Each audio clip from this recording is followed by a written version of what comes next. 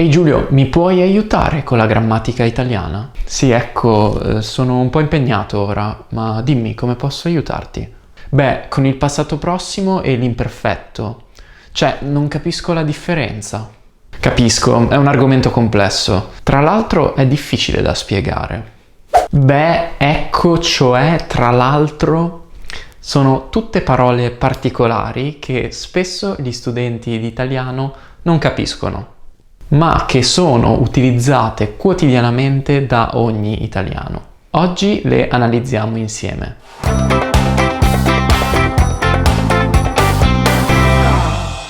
Ciao, benvenuto in questo nuovo video.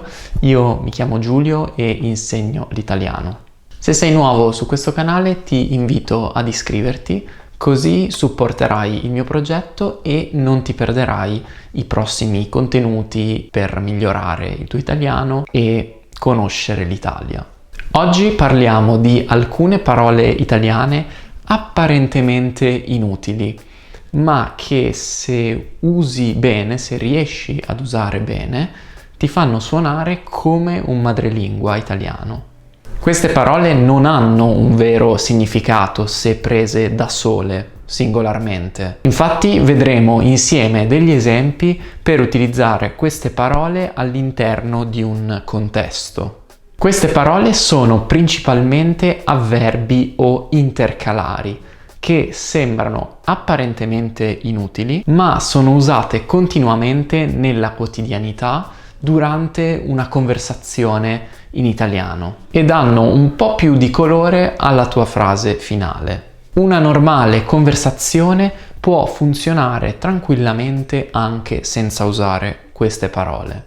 Tuttavia, questi termini sono molto utili per dare un'ulteriore sfumatura di significato alla frase. Partiamo con la parola ecco. Ecco è un intercalare, cioè una parola abbastanza specifica che è inserita in modo quasi automatico nella conversazione dagli italiani, per esprimere un valore di riflessione oppure di esitazione. Vediamolo subito in contesto. Ecco, non credo che sia una buona idea. Ecco, devo chiederti un favore. Secondo me, ecco, devi dirgli la verità. Di solito ecco è utilizzato per fare una breve pausa, per prendere un po' di tempo, per poi dare la tua opinione. È come dire, sai, non credo che sia una buona idea. Stai facendo una breve interruzione prima del tuo pensiero. Nel secondo caso c'è una sfumatura di esitazione nella parola ecco. Ecco, devo chiederti un favore, però non sono molto sicuro. Questa parola ha anche altri usi diversi, più comuni e pratici, che vedremo separatamente in un altro video. Passiamo a beh.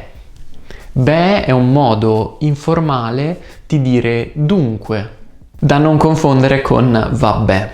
In inglese si può tradurre con well, quindi una parola davvero usata in infinite situazioni. Beh, che dici? Andiamo al mare nel fine settimana? Devo chiedere scusa? Beh, forse hai ragione. Non sei andato alla mostra di Picasso? Beh, dovresti andarci.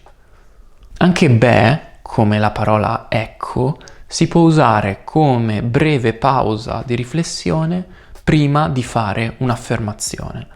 In questo caso però non c'è un'idea di esitazione, ma voglio al contrario enfatizzare la frase successiva. Come nel terzo esempio, devi assolutamente andare alla mostra.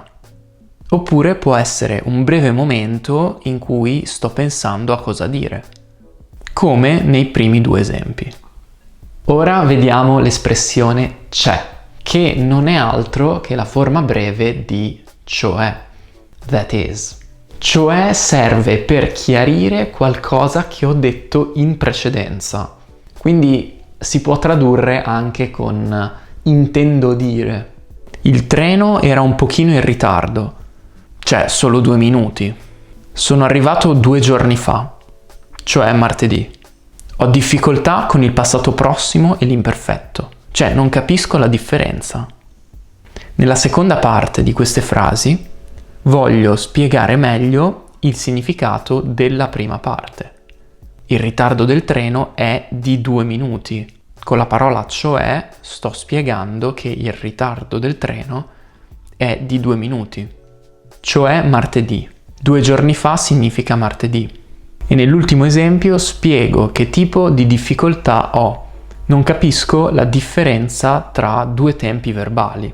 Nella conversazione è molto più facile sentire l'espressione c'è, una forma più breve e rapida di cioè. Ed essendo così facile da pronunciare, si sente davvero di frequente nelle conversazioni. Ma ripetere troppo questa breve parola può risultare un po' pesante e fastidioso nel dialogo. Ora vediamo l'ultima espressione avverbiale di oggi. Tra l'altro. Come si usa? Seguimi con questi esempi. Dario tornerà in Italia domani dalla Francia, incontrerà i suoi amici e tra l'altro non sa che lo aspetta una sorpresa.